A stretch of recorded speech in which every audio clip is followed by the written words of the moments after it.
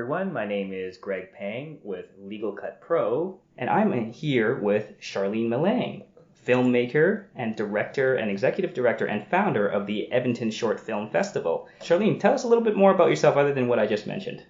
Hi, Greg. It's great to be here. I have been making film in Edmonton for about 6 years. Before that, my experience was more in theater. I got into film with my business partner, Daniel Foreman. And as part of that, we saw a niche to screen Edmonton and Alberta films, especially short films. Short films are a unique genre just to themselves. And we saw an opportunity where filmmakers were looking to have their films screened. So we have opened the Edmonton Short Film Festival. That was back in 2012 was the first year we tried it, and we incorporated in 2013 to just keep moving forward. Excellent. And so this is now a fairly not you're no longer that startup festival stage. We are in a maturing festival now, right? We're trying to do things new and fresh every year. So in that way, we're still a startup, but we are established. Like, people now realize that we're not out there to make a lot of money. We're not out there to scam filmmakers. We really believe in what we're doing, and we really want to support Alberta filmmakers, help them grow. We offer a whole bunch of different opportunities to do that. Excellent. Thank you, Sharlene. And I should mention, I should fully disclose that this is a bonus interview and a supplemental content, I guess, for the podcast, because we're not going to be talking about legal issues, even though it's called Legal Cut Pro and it's an entertainment law podcast, but a little bit self-serving, so full disclosure for the listeners. I, Greg Pang, am on the board of the Edmonton Short Film Festival. So this is a little bit self-serving, but I thought it would be a good opportunity to release as bonus content for the podcast to promote one of the upcoming workshops that Edmonton Short Film Festival is holding. And with that, let's segue to that. May 4th, the workshop is going to be entitled Filmmaking Basics for Mobile Devices. And this is going to be led by Daniel Foreman and Chase Gardner. So, Sharlene, can you tell us a little bit about what the goals, what the curriculum is going to be for the workshop? Well, first, it is a free workshop, and it's free because we are sponsored by Northlands as part of Edmonton's K-Days Festival. And the goal is to just help people. We've got 2 levels of training on that day. The morning class is called Filmmaking Basics, and that is an introductory filmmaking workshop. There's a lot of information that will apply to any kind of filmmaking. And then we kind of segue into more specific hints as to how to use your mobile device. And the reason that we're focusing on a mobile device is we also have a free 48-hour filmmaking challenge. Part of the challenge is that the whole thing needs to be shot on a mobile device. Your smartphone or a tablet, anything that's not actually a camera. And so the workshop focuses on using different techniques and ways to shoot with your phone, some very, very basic things like how to hold the phone. We show some cool little tools you can pick up for not very much money to make your film even better. There is now professionals using their mobile devices to shoot full feature-length movies. So it's time to, introduce that to the populace. Most of us have a phone in our pocket. Some of us can shoot some good video, and some of us could really use some help. So we've got this year, we've also introduced an advanced filmmaking workshop. So for the people who have come and attended our workshops previously, they're welcome to come again for the basics, or they can just come for the afternoon when we'll be looking into more specific details that will help them to be better filmmakers. Especially one of the concerns people had was, how do I edit? I've got this film that I shot. I'm ready to participate in the challenge, but I need to edit it down to 2 minutes. How do I do that? How do I make a good story? Edit it down for the 48-hour challenge. And so now we have, as part of our advanced workshop, we've got some editing techniques that we're incorporating. That's excellent. And so timely, like you said, it's time now, because our camera phones are getting better and better and better, like almost exponentially every year. And I remember even in the early days of iPhone, they would sell lens attachments for iPhones, and that must have been, I don't even know how many years ago. And the technology, the optics, the software around these cameras capturing video on our phones has advanced so much, to the point where you've probably seen some very good works done with mobile devices. Yeah, we've been really impressed with what people come up with. The 48-hour challenge, the way that works is people pre-register, and then on Friday night at 6 p.m., we email all the pre-registrants, and we give them 3 secret elements that they need to keep in their short film.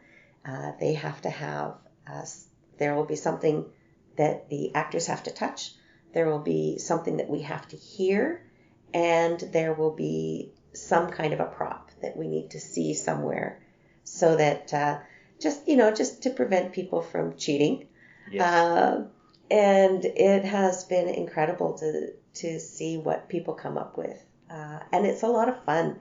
We had last year we had several families who participated, and watching those kids perform in front of their phones was hilarious. There's some really good stuff out there. That's excellent. I remember seeing some of those being screened, and some of them are fantastic. And it's come such a long way from when I used to do some projects of my own on video tape. So you're right. It's quite amazing. So let's get to some details of the workshop. So again, May 4th, which is a Saturday, and it is going to be held at King's College here in Edmonton. Yep. King's University on 50th Street, University, 91st Avenue. Okay. And what time will the morning session be starting? So we do need people to pre-register. To pre-register, they need to go to our website, which is www.esff.ca, and pre-register for the workshop, because lunch is included. So we've got registration on site at 10 o'clock just to check everybody in. Our first class will be from 10:30 till noon. Then we have a break for lunch. And then the second class is from 12:45 to 2:15. So it's a full day. And how many people is going to be capacity for the workshop? The capacity is 50. 50. And we're halfway there. So already. So people need to get on the ball and pre-register. We will take a wait list. We need pre-registrations by the end of April, so that we can get our food numbers into our caterer. And that's fantastic. And again, it's free. So sponsored by Northlands, it's free. So if you're curious at all or want to up your skills in shooting with a mobile device, this is a fantastic opportunity. And you get fed. How much better can that get, right? Yeah, and the food is good. King's University has a really good catering department. Excellent. And in terms of the instructors, now it will be Daniel Foreman and Chase Gardner who will be leading the workshop. And they are, for full disclosure, they are board members of the Edmonton Short Film Festival as well. And so let's talk a little bit about Dan. Talk a little about his credentials as a filmmaker. Dan has been making films for over 10 years. His first film was shot on 16 millimeter film, so that for people who don't know what that means, it means that the film is a very tangible piece of media that you actually have to physically cut with scissors and put together to make your film. So that was, and he shot like in February. It was minus 30, and he's still making film even after freezing his little tail off. Creating that film. And he's gone from there. He's made several short films.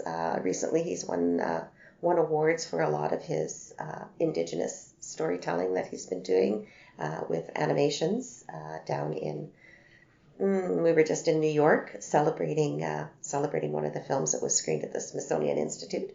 What are the names of those? The animations, they're a series. It's called Raven Adventures.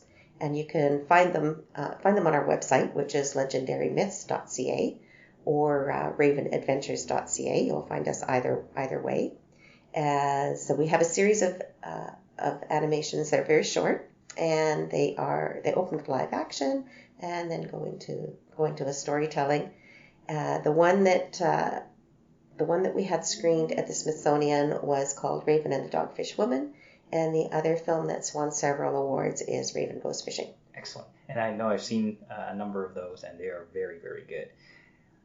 And so, Daniel, this will be a very good opportunity for aspiring filmmakers out there. You learn from someone who's done it since he's been cutting celluloid many years ago. Yeah.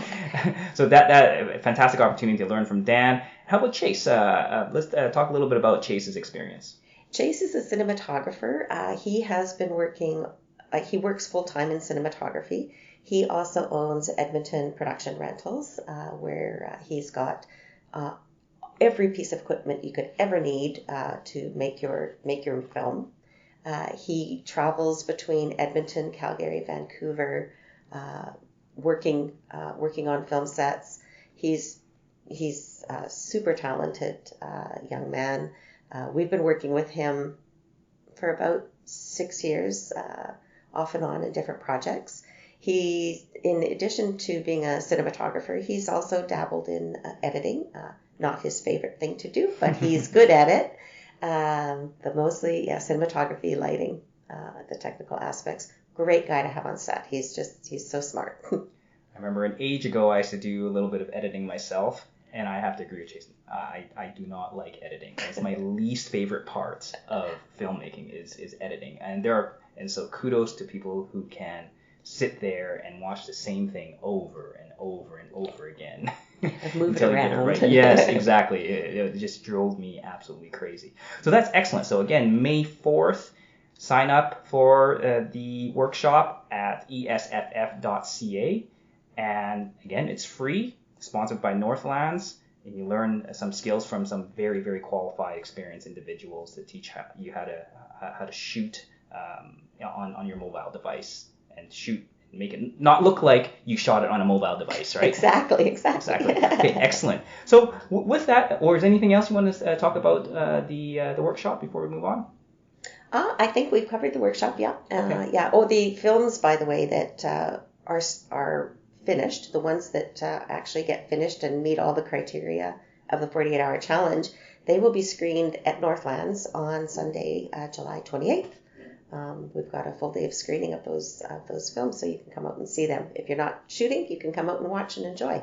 And July 28th is when our local carnival here is K-Days, right? So it coincides with K-Days, and this is going to be the second year where there's going to be the Short Film Fest going to be doing some screening at.